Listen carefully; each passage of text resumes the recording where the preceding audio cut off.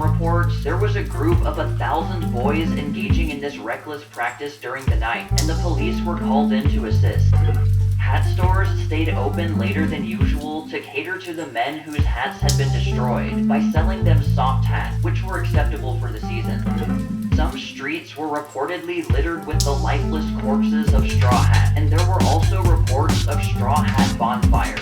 One man on the street account witnessed an attack. This evening at Canal and Mott Streets, I saw a gang of troublesome fellows destroying the straw hats of pedestrians. They had a string of them called scalps hanging from a lamppost. When two men also wearing straw hats came along, immediately the gang set upon them. But these men didn't run as the others had done. Instead, they each grabbed one of the young men and fought with the others until at the cry, "They're bulls!"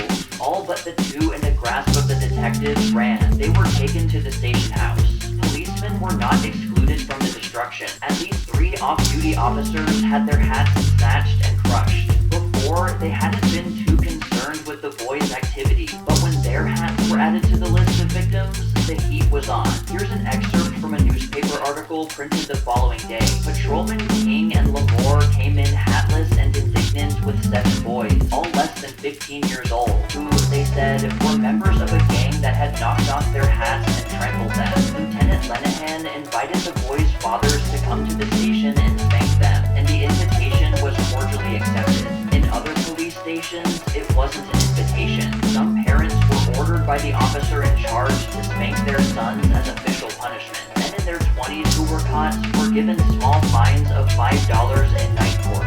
However, a local magistrate whose name was, and I'm not joking, Peter A. Hadding, warned that others brought in could go to prison.